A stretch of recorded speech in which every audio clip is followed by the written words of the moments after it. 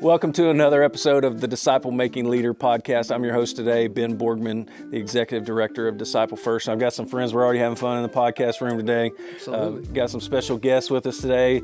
As always, Pastor Craig Etheredge, Old faithful co-host over there. It's the only reason anybody listens to the podcast. Right over here, Craig Etheredge. Yeah. Thank you, Ben. Good to have you Thanks for being here. on. Good to be with you. Yep, and we have a really good friend, a very special guest. Very Celebrity. special. Celebrity guest. That's stretching. Yeah, That's stretching. He likes to hunt, so he's a friend. So Yes, if he you ever is. find That's somebody right. that likes to hunt and you like to hunt, you need to be friends with him. I know. I tried you get to go to hunting. do it, and ministry happened. It did. Ministry challenges, which is what we're going to talk about today. But We got still did our ministry. Pastor JT Thornton. How you doing today, bud? I'm great. Let's go, Yeah. JT. Coming all the way over from Sweetwater, had some meetings in Sweetwater. DFW, and That's right. decided Yes, to come hop on another podcast for you. Probably, if you keep up with us this season, you've probably seen JT from the Disciple Making Leader Live. Some of those episodes we've been sharing, we had him a part of that and was able to kind of introduce this ministry you're launching in Catalyst 645. Yes, sir. Which is exciting. You got the official hat. That's on right. Today. It's not a ministry unless you have merch, right? So, That's true. But this is the only merch we have. This one hat. So that's it. It's a very important hat. Right? Yeah. No, it's really good to be here. Just grateful for the partnership and friendship we've been able to develop with y'all, and man, just seeing how God continues to move in the area of disciple making. It's powerful. It's energizing. It's exciting. Yeah. So tell everybody again. Just remind everybody, where do you serve? Tell us real quick about Catalyst 645 as well. Absolutely. So currently I'm the lead pastor at Trinity Baptist Church in Sweetwater. Been there for about 4.5 years now. And man, that's a whole testimony in itself. We never wanted to go to Sweetwater. We said no. But the Lord said yes, and we couldn't be more excited that God actually led us there. We are learning so much from the people there. It's been an incredible journey in ministry just to be part of. Catalyst 645 really was birthed out of the last couple years in particular, where first started with God just doing a work in my heart of just challenging me of what it looked like to love him with the fullness of myself, based out of Deuteronomy 6:4-5, where love the Lord your God with all of your heart, soul, and strength. In Hebrew is translated to mean mind, spirit, and body. So it's the fullness of myself and of ourselves.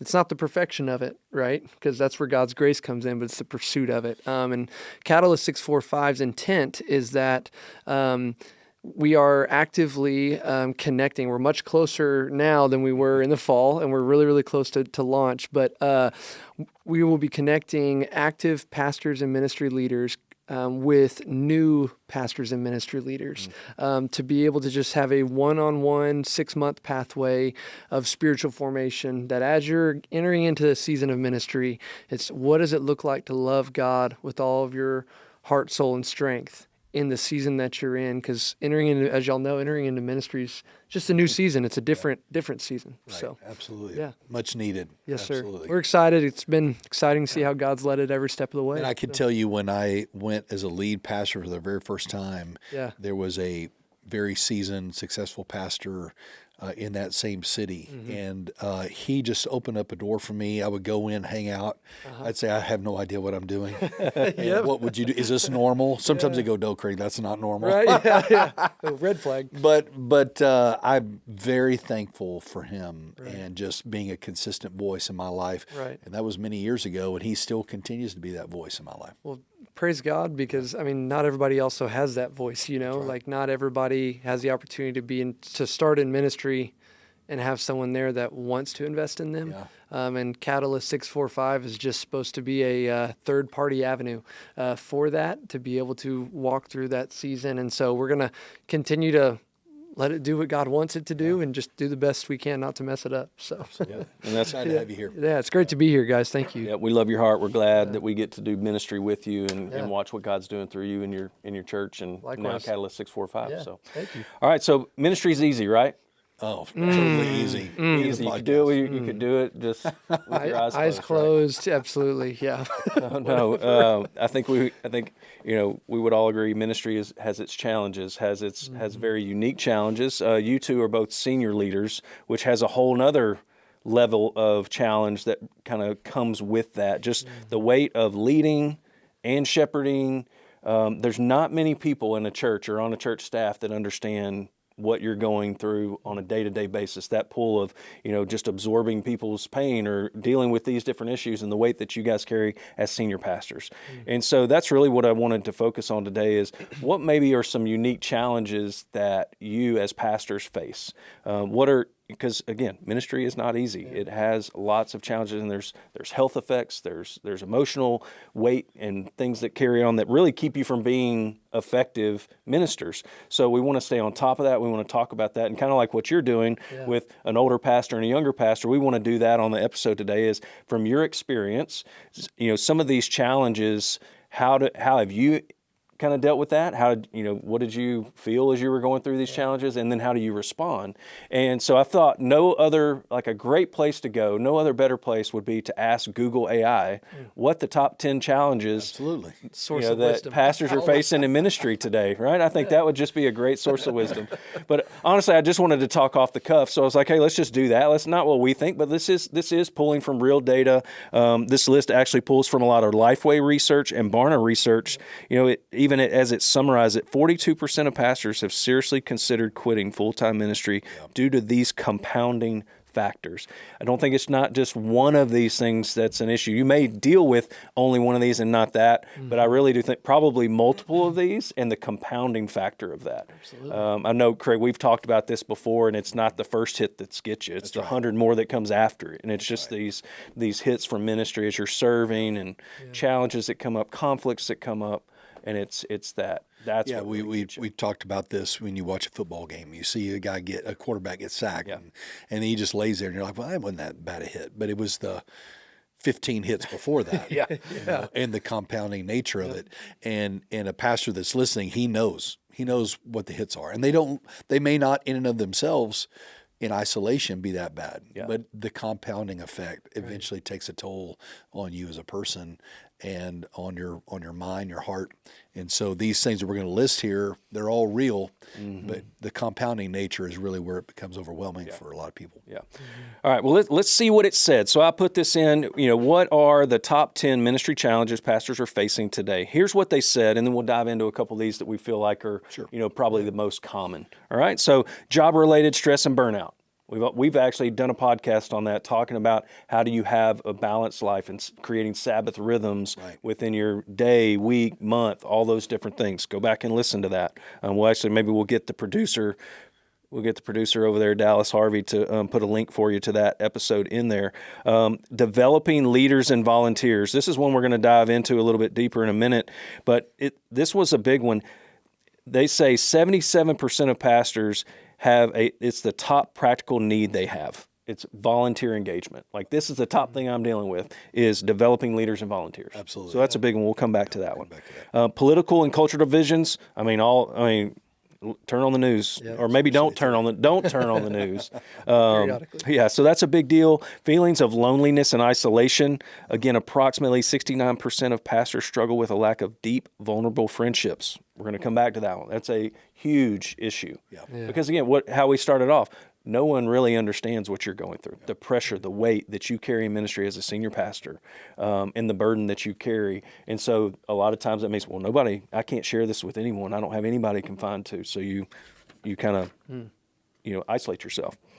Declining church attendance. That's, thankfully both of you guys, at this season of time don't have to deal with that. Both have, healthy, growing churches, but that's not common. Right. So that one's that's a big one a lot of people are dealing with. Apathy in the congregation. So the way that AI described this, it says roughly 75% of pastors identify member indifference. Or lack of commitment. So that could be people that are angry with what you're doing, or they just they're not going to give you the time to be a part of. Yeah, that's ministry. A big one. I think we need to lean in on that one when we get time in the podcast here. Yeah, we'll definitely do that. Fostering connections with the unchurched. We're going to kind of group that one with another one, but really, how do you connect with people outside of the church? A work-life balance. We kind of already talked about that. Financial and economic pressures. These are all things. Was there one more on there? There was two more. Yeah. There's two more. There was financial and economic. No, you said that. Sorry. And then integrating digital and in-person ministry. That's right. My notes cut off. See, this is a live show, and we don't want to give Dallas too much work, so we don't want him to edit too much. But anyway. You guys brought the paper copies. Yeah, it might show your age a little bit. That's look why at you got the look at digital you guy here. Yeah. Look at you. So see, You need you're my always notes, there. Ben? You're always there in My a notes. pinch. I got them right here. So those are the top. Those are the top 10 things that Google AI says. But let's dive into a few of those for the rest of our time. Let's go back.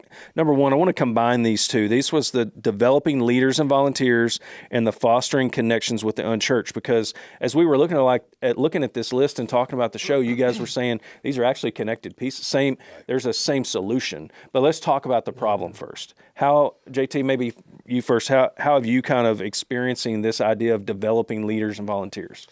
Yeah. So actually, studies show that church volunteer numbers haven't returned to pre-COVID counts, whatever you would determine as that. It's neither here nor there, but just to say that the goal is not to try to get back to where things used to be, right? Like that's moving backwards, and we're only moving forwards. So what is the goal, right? We kind of have to ask ourselves that. Why is there a deficiency there?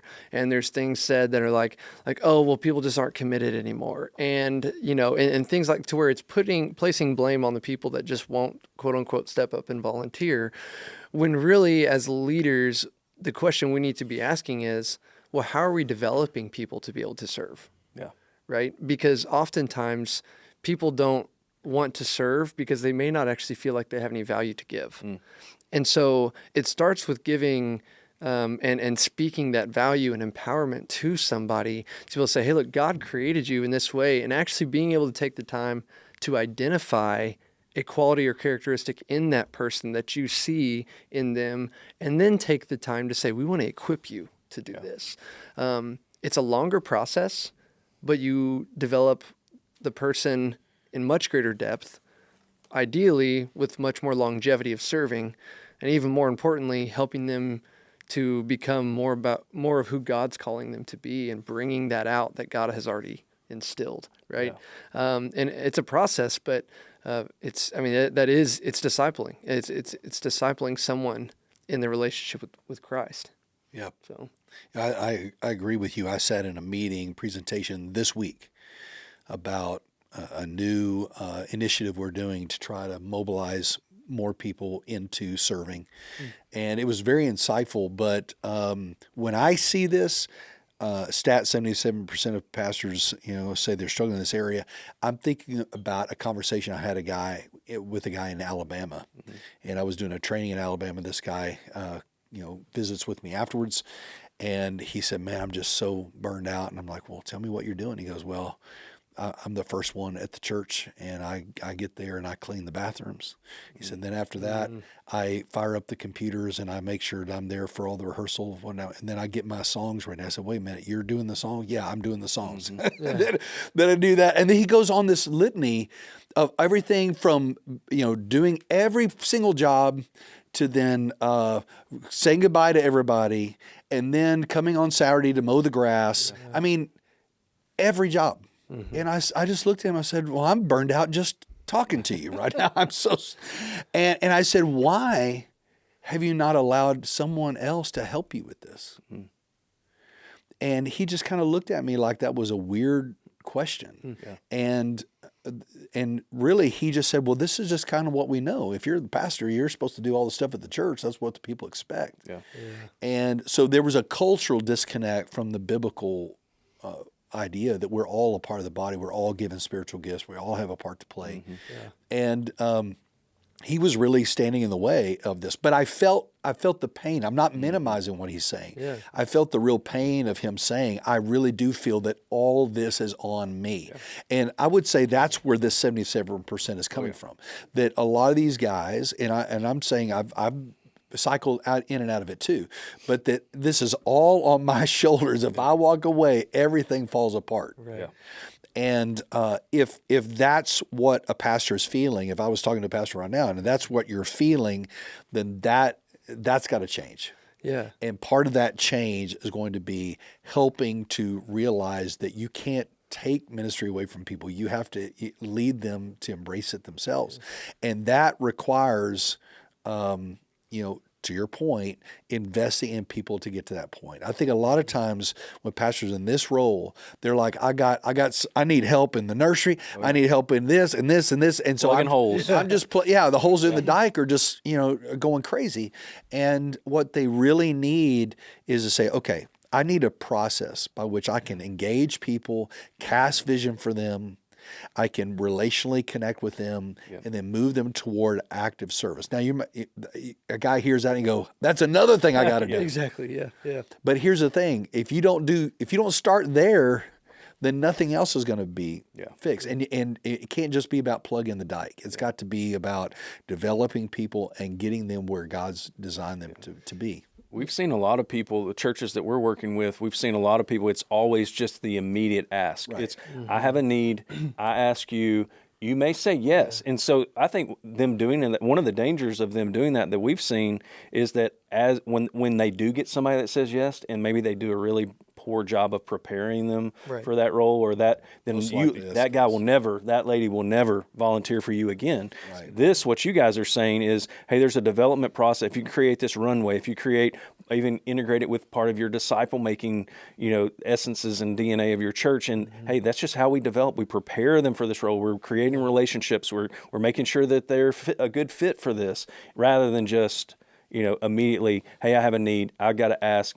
And I think that's where the frustration is too, because I have 50 volunteers I need for VBS, so I've just got to start guilting people into it. Broadcast it, Right? And the trick is, how do you get in front of that? Yeah, you do have to get in front of it. You have to get upstream from the urgency of the ask to saying, okay, how do we develop people? To your point, how do we develop people from a discipleship standpoint? How do I develop people? And then how does that lead to information about gifting and serving, and then that leading to where God's led you and onboarding people properly? Jesus said, come and see. Are there opportunities for the people to come and see what you're doing?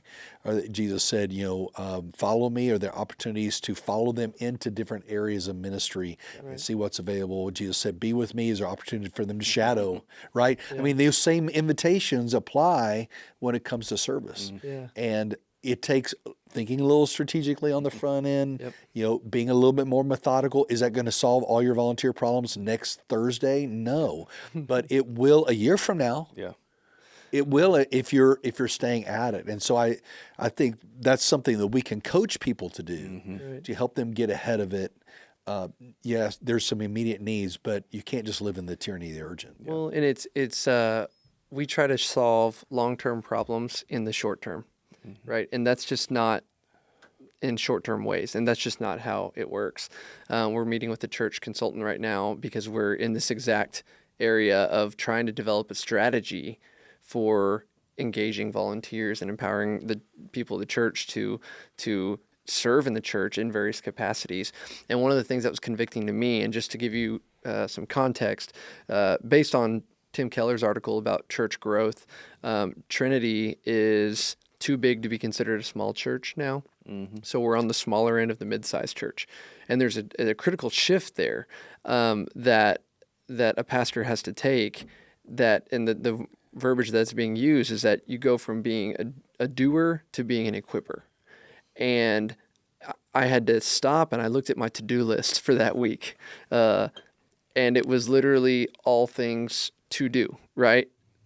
And I was like, how many things that I need to do are actually equipping people for things? Yeah. And I was really convicted because I went, wow. So before I change the process of drawing people in and making it look good, right, and all these different things, I have to change me and my mindset to recognize if I want other people to shift and change, I have to have the mindset and perspective of being willing to change what I'm doing as well. It doesn't change who I am; it just changes the way that I need to lead. Which is really important. That is a very great challenge for every pastor to say, okay, how much am I doing and how much am I equipping others to do? And of course, the majority you're going to end up doing on the do list, right? It is the to-do list, right? Yeah, exactly. But how am I equipping others to help out? And you're right. I think sometimes we derive the joy out of the doing. Yeah. And we're like, well, I like doing that. I kind of like that. I like to be the guy that does that, and people see that I do that, instead of equipping and developing others. But equipping the saints for the work of the ministry is the job description. It is the work of the pastors and teachers, right? Yeah. And so we have to shift into, okay, I've got to be more of an equipper and to empower and release people to that, and not just do it all myself. That goes into your point, though, right? With moving outside of the community, right? Like, because that's what you were getting into as well, is fostering connection with the unchurched. Is that there's no perfect strategy for that, right? There's no. We oftentimes, when we think about engaging people outside of the church, we think programming opportunities to be able. Well, the reality is, people, Lord willing, disciples, live in the cultural flow of reality that's around us and that we're in every day, much more than we can program engagement in reality, right? And so the continual development of people to really allow the church not only to be the ministry, but also the training ground for what God might be leading someone to just in their everyday life, they both go hand in hand. So it's equipping someone to do what is needed within the church, but gives them the confidence to then maybe step out of their comfort zone a little bit more outside of the church as well. And that's where I get this. To me, this is a main distinctive of a disciple-making church. Because if you're a disciple-making church, that doesn't mean that you just run disciple-making groups. That's not what this means. It's a complete different mindset. Like, our mindset is that we're looking at Jesus as the model for life and for ministry. So holistically over the church, it's all about development. It's developing people towards the cross. It's once they cross the line of faith, it's developing them as a member of this body, which includes volunteers. So you're always developing, but there's that key but are you really developing leaders, disciple-making leaders who can lead ministry and are actually ministering outside the four walls of the church? Right. Yeah. So to me, the whole conversation is, are you a disciple-making church? If you're dealing with developing leader problem, volunteer problem, well, I need more leaders, I need more volunteers. What do you always tell people in trainings, Craig? If you need more volunteers, if you need more leaders, what do you got to do? You got to make them. You got to make them. You got to grow them. You can't. You'd like to have them just transfer their letter. And which happens. Which does happen. That's good. But really, you got to make them. Yeah, and I think that goes back to, this is how do you develop a holistic system of disciple making? We would say, look to the life of Jesus on how to do that, and what does that look like in your context. But to me, that's where you start. Is it an easy work? No. Is it a quick fix? No. But I love your point of, hey, is this going to help you fix your problem by Thursday? No, but in a year it'll be different. Yeah. And I really think that's what happens if you were to start thinking, developing people from wherever they are to a few steps forward and start thinking strategically, leading out. I think, what you said, JT, leading this out and modeling this is probably one of the best steps any leader out there can do. It's just a great question to ask. Am I part of the solution, or am I part of the problem? Right. And I'm not piling on pastors, because every pastor doesn't want to be the problem. I don't want to be the problem, but I could be contributing unknowingly. Yeah. And I think that's a great question to ask. How much am I doing? How much am I equipping? When it comes to outreach here, it was, let's see, what number was that? That was 7. Oh yeah, fostering connections with the unchurched. The church is as a priority. 99% of the pastors admit that they're not highly effective in outreach. You think that was the first thing Jesus did with his guys. Get them out. He just got them out. Yeah, got them out interacting. Got them out moving with the crowds. Got them out of the building, and again, I think that's a great, easy first step. Yeah. Is how can I? And again, you don't have to get your whole church out. Just start with 3 guys. That can help you begin that process. But again, it's more that start small, develop a plan, and then work that moving forward. And I guarantee you that 2 guys will turn into 10. That'll turn into 15 or 20, and you'll start to see real movement happen. Yeah. Because then you're training people to develop that mindset as well. You're not just training them to do a volunteer task at that point. You're training them to actually look at life in a different way, and look at the opportunities that are in front of them. Hey, I'm at my job, and I can I can share the gospel with my coworker. I can share the gospel with my customer. I can, you're getting them to think differently. And that's this mindset you have to get over this challenge. I talked with a guy, one of the last trainings we did, he said, well, we just don't do any outreach. I'm like, well, what do you mean by outreach? Yeah. Mm-hmm. Because I wasn't sure that we were talking about the same thing. And he said, well, I'm trying to get people to come to my church. Mm. So outreach for him was getting people from the community to attend his church. Yeah. Success is having them come. Right. Yeah. Outreach wasn't us engaging with people in the field, in the harvest field, right? And then having spiritual conversations. That was different. And so I think that, part of this question here of fostering connection with the unchurched, that may be, I can't get them to come to my church. I don't know what the context is of this survey, but I think that defining your terms, what do I mean? What are the expectations? What did Jesus do? Again, start small, develop a few, and then help them to do the same, and you'll be in a different place, 12 months from now. Yeah. I think that's a great way to finish that one, and with that challenge. So let's go on to another one. I think this is one I think you both can speak, out of your own personal experience, because again, not many people can feel this in the way that pastors do, especially senior pastors. That was feelings of loneliness and isolation. Approximately 69% of pastors struggle with a lack of deep, vulnerable friendships because of their professional role and the fishbowl nature of their ministry is how they put the fishbowl nature of it. Everybody's looking in, everybody's walking, tapping on the glass. What's Craig? I'm looking at Craig's life. Why are you, Craig, driving that new Cadillac? Oh, I don't have it. He has a Chevrolet. Craig. But you do have that fishbowl, eyes on you, in a lot of different ways. But let's just talk around that. Again, how have you experienced isolation and maybe loneliness? Yeah. Me personally, there have been moments when I feel lonely. I think most of that has been because I'm shouldering a big decision or I'm shouldering maybe a conflict that I can't, some things that we deal with, we cannot talk about. Mm-hmm. They're just in the vault. Right. And so I can talk to the Lord about it, but I don't want to come home and talk to my wife about it, because then she's carrying it around. And then if they ask her, then she's feels obligated to answer a certain way. And so sometimes I don't even do that. But I would say it would be moments when I felt that way, but I would not say that I have felt that in the predominant way throughout my ministry. Yeah. As I look back, I don't see that I went through seasons of this. Yeah. I had moments of that, which everybody does, I think, no matter what your job is. But I do not have seasons of it. Yeah.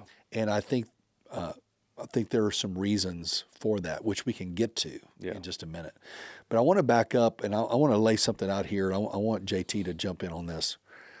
I think one of the unique challenges of being a pastor is that when you are in a secular job, and Ben, you should be able to speak to this. You go to your work, and you live in your work world. Mm-hmm. And you may fight with a coworker, or you may disagree with your boss, or something may blow up, but you get to leave your work world, and on the weekend you get to go to your church family, and you can tell people what a lousy boss you got, and they'll pray for you and believe in you and think you're right and he's wrong. And then you get to go to your family, and your family is not really touched by your work world, other than the fact that if you get fired, then they're impacted. But the things you decide at work don't impact your middle school kid. Yeah. But when you're in ministry, those worlds collide. Mm-hmm. They overlap. And your work job and your family life and your church life are all meshed into one. So when you make a decision at work, it directly impacts your biblical community. Mm-hmm. And it conversely also impacts your children and your wife, because so-and-so decision you made upset so-and-so, and now they're looking at your wife mean, from the choir loft because she's mad at you, and your kid. I mean, all that gets enmeshed together, and we lose this kind of separation that allows us to kind of navigate these worlds. Yeah. And I would say that most pastors' stress and loneliness comes from that, those worlds colliding. Wow. and the complexity of it. Great point. The real complexity that is there. Yeah. And that's a hard one to navigate. And a lot of young guys going in ministry, I'm saying this is the reality you're walking into, and you have to learn how to navigate that world, because you don't have the luxury of the separation between your work life, your family life, and your church life. And I think that contributes to the sense of loneliness, because, well, now, I do something and I say something, and then it starts dipping into all these areas of my life. And so I just have to do this all by myself. Yeah. Yeah. And when you're in a very dangerous, vulnerable place when you're isolated and alone. Yeah. The enemy just attacks you so greatly in those spaces. So JT, you've experienced those worlds coming together, right? What is as we're talking about this, what's coming into your mind? Yeah, so a couple different things. One, I've been in Sweetwater for 4.5 years as a lead pastor, but prior to that, I was a student pastor for a little over 7 years. Different tensions depending upon the role that you have, right? Because you can feel isolation on staff with staff members if you don't have a good relationship there, right? Or if something in your ministry is going really, really well, right? Or not going so well, right? It just depends on all kinds of different relational dynamics. But as a lead pastor, right, when I'm making decisions, you're right, it does impact everything, because, especially, man, in our community in Sweetwater, it's a tight-knit place.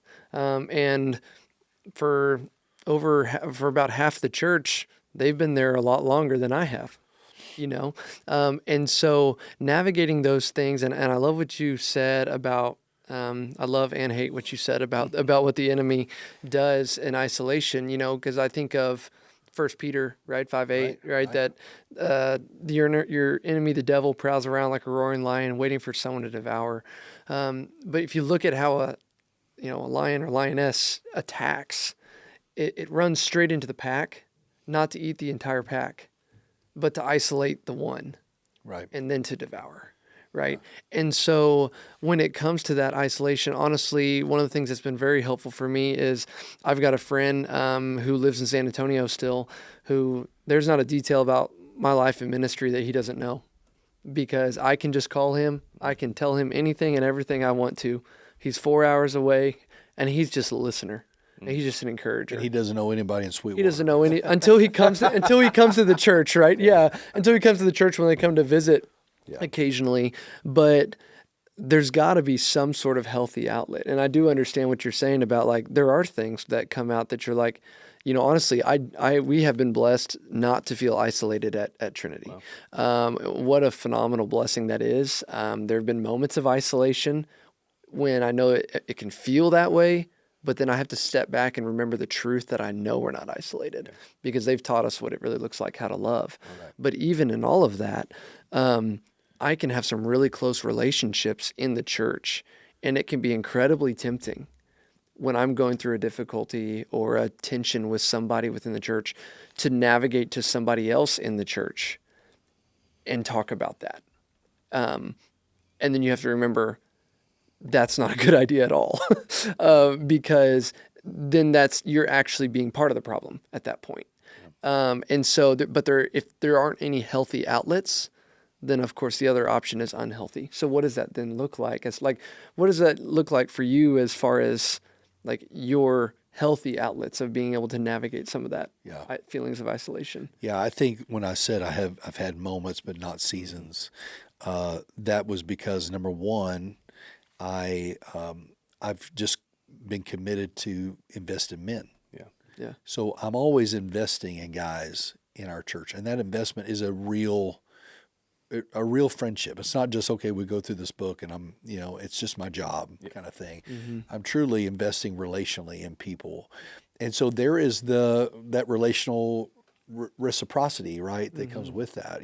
People are investing in me too. I mean, in that relationship. And so I think that has allowed me to not be completely untethered and to kind of pull away, because I have this group of guys with me. I also think that when you are going through leadership challenges in the church and people are opposing you on issues, which just happens.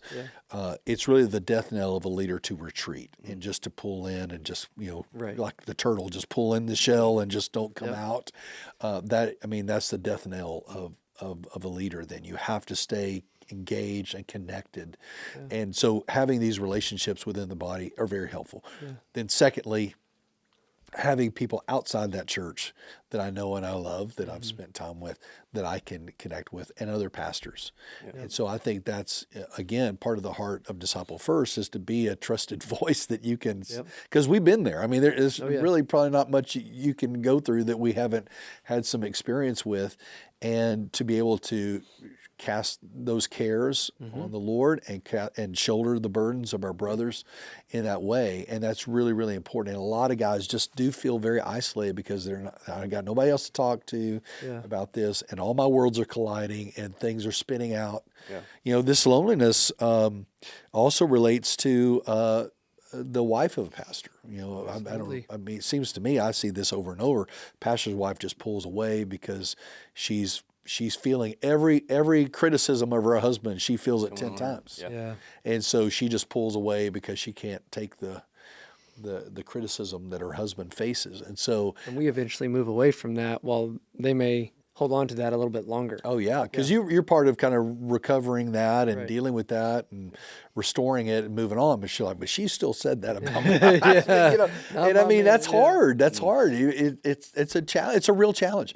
And so I think there's the reason why this number is so high is because it is a real issue, and it takes somebody that's kind of navigating those waters to kind of come along with you and help you to chart that out in a healthy way so that you do stay healthy. But I tell you what, with all that being said, I love the local church. Absolutely. And I've been pastor for a long time, and I still love it. I still love coming to work. I still love our people. And I've never had a situation, no matter where I've been, that I didn't feel like I loved our people and they loved us too. And so, that can happen. In other words, it doesn't have to be this super toxic thing that once you touch it, it corrupts everything. It's not like that. It does. Yeah, it doesn't mean that it's every single thing that you navigate is tension. It just, that's obviously what we're like addressing on that. And I just think of the word integrity continues to come to mind because, emotions and feelings and situations are relevant, and they come and go.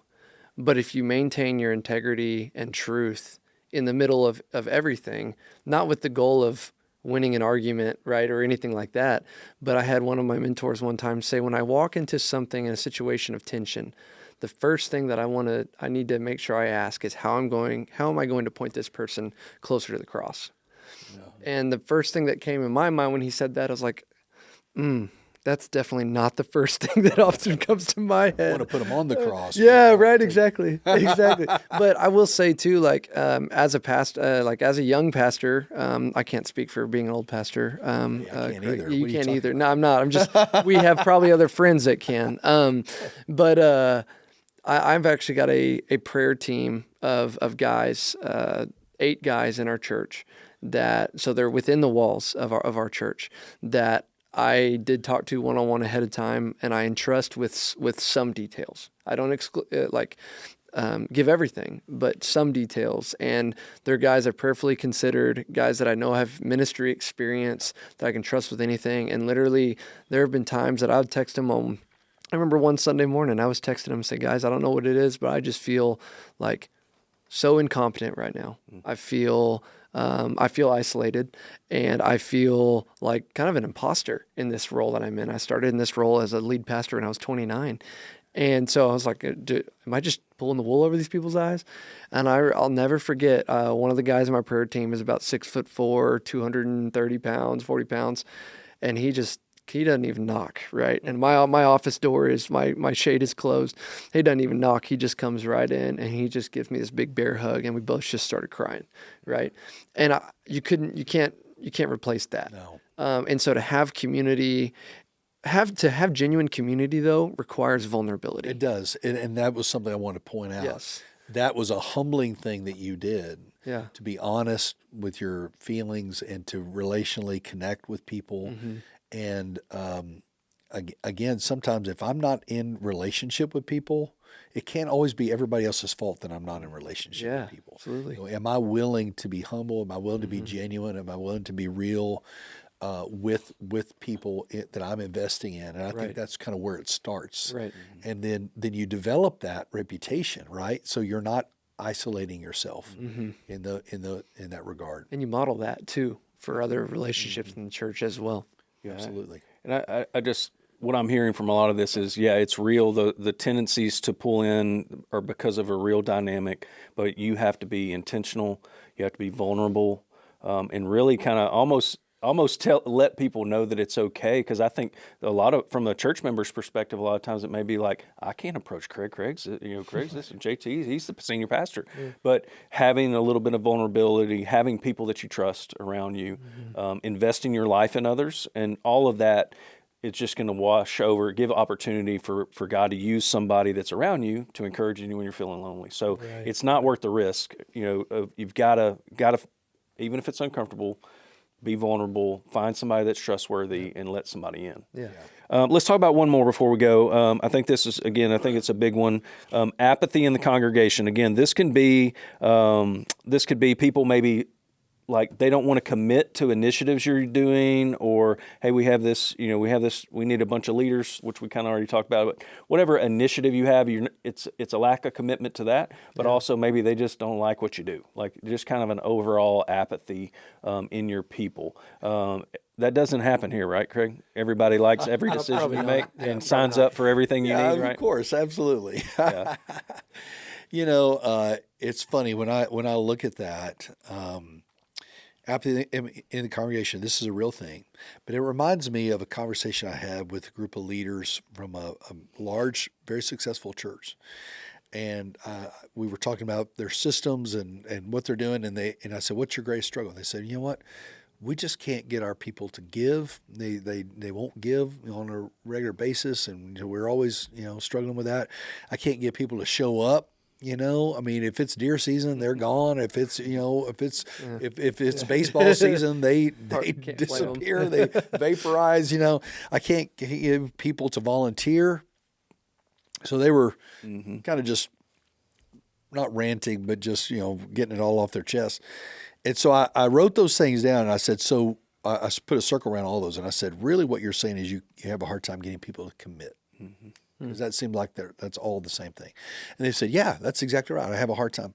And I said, you know what? It's hard to get high commitment if your whole ministry is wrapped around providing low commitment. Yeah. So true. So if everything is, we're just going to be super easy, come here, here's all our menu, here's everything we have, we're here to take care of you, and la la la, we're not expecting much of you. What flavor coffee do you have? Exactly. You can't on the end of that produce this willing to sacrifice, go to the world, that it's only high commitment environments that produce high commitment in people.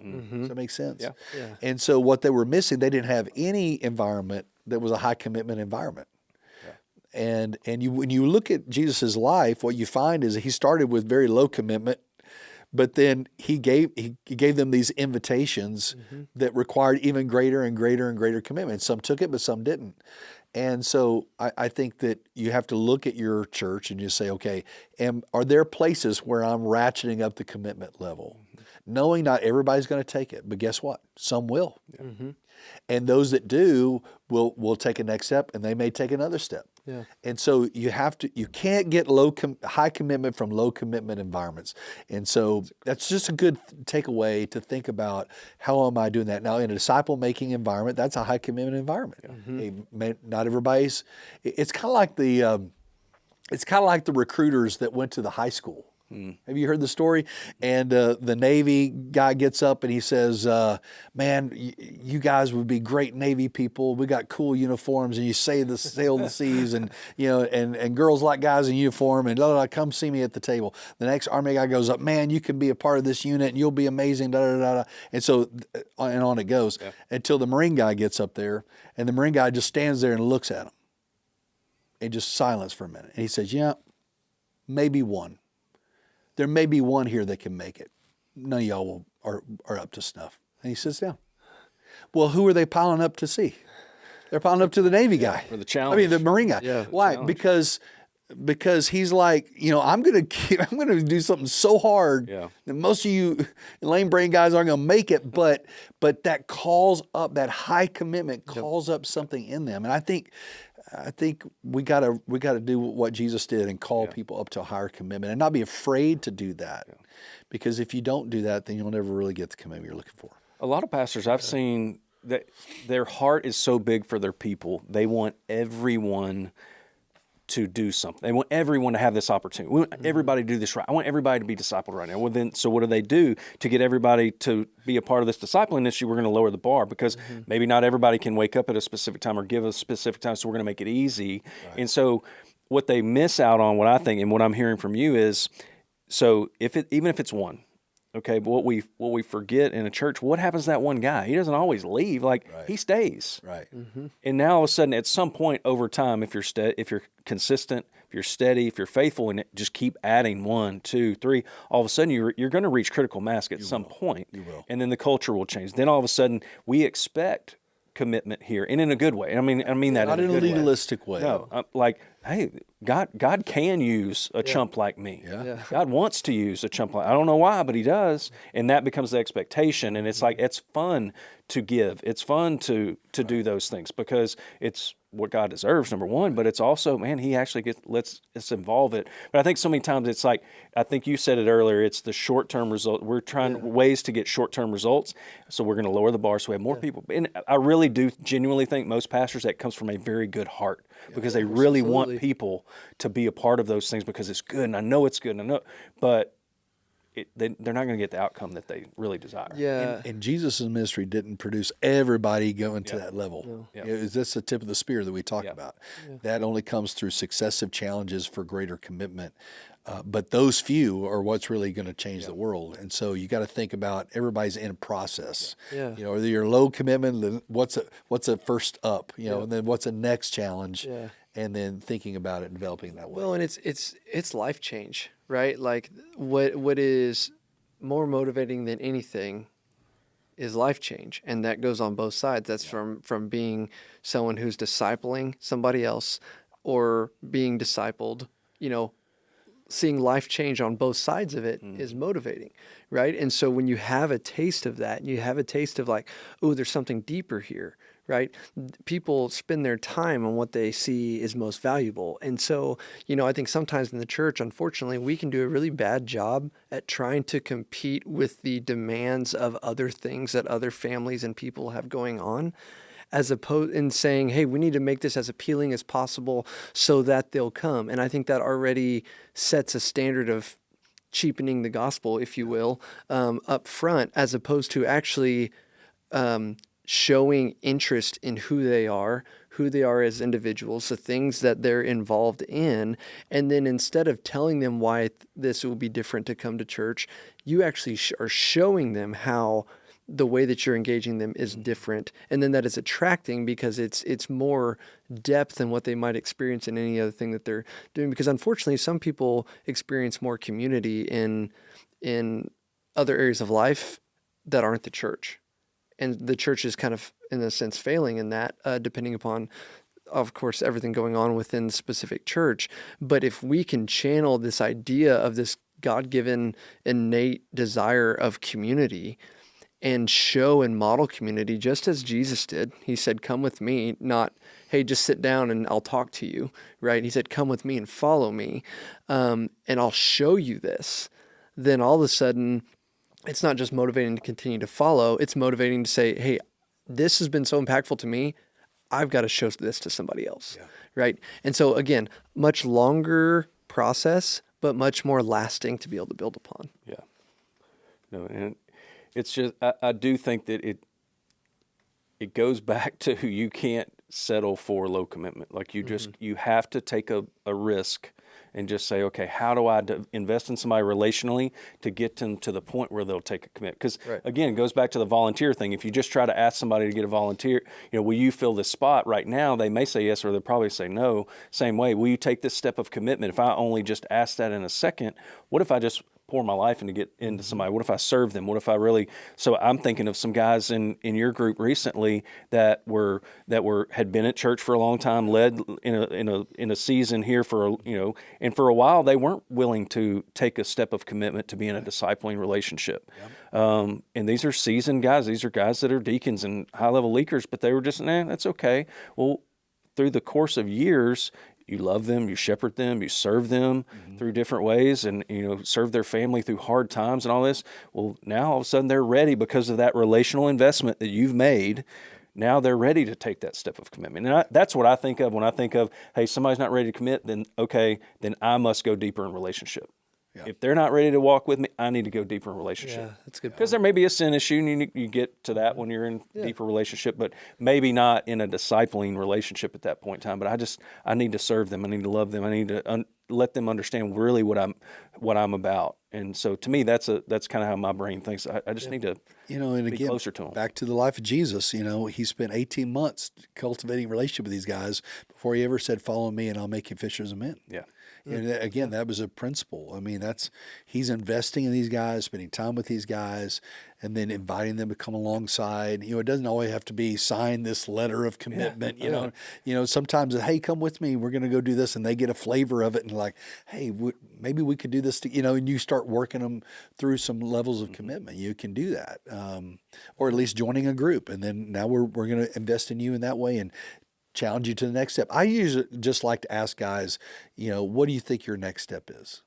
Because most people think going to church means I join the church, I get baptized, and then I sit in a pew for the rest of my life, or I go to endless services or go to Sunday school or whatever your thing is. And that's it. It terminates with me just showing up. Right.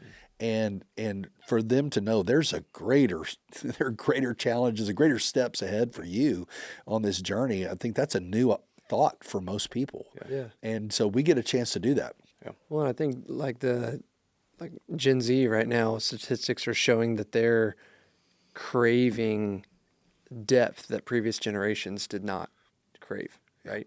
It's about planting seeds that you don't know how long it'll be until they actually grow, because we don't have that control, right? But I was just telling Ben earlier about a guy that I was able to get to know through being the chaplain of the football team in Sweetwater, and I shared the gospel with him a year and a half ago, and he was fairly resistant to it. And then about 8 weeks ago, he was in a crisis moment.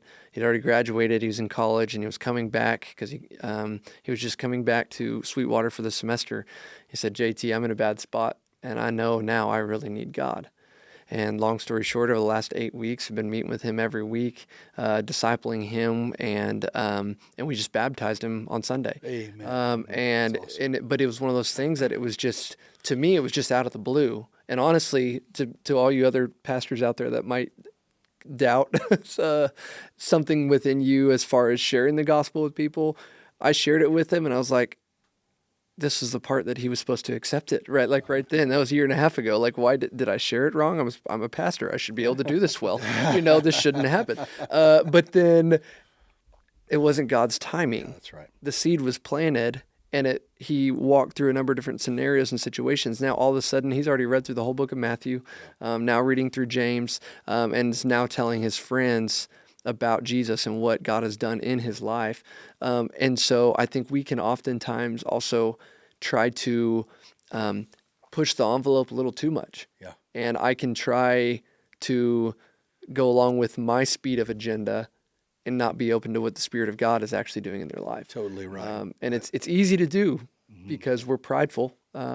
Maybe just me, Craig, but and you want him to come to Christ. Right? Oh, exactly. You want him to, and so you just like, man, would you just pray this prayer and then just get on with it? Yeah, like this is how it's supposed to happen. But we have to give room for the Holy Spirit to do his convicting work. Right. And you got to hit the wall, and that's what we talk about the path of life.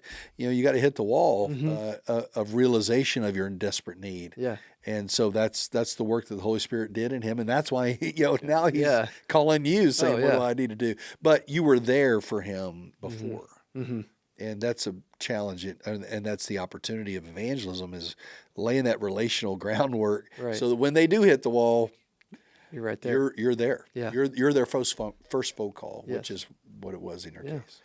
Well, thank you guys for this conversation today. Really enjoy it. Thanks for driving all the way to Sweetwater just for a little podcast. Hey, man, I'll do it any day. Just let me know. Yeah. Yeah. And Craig, again, thank you for your wisdom, and both of you for your heart of just to really encourage and equip other pastors.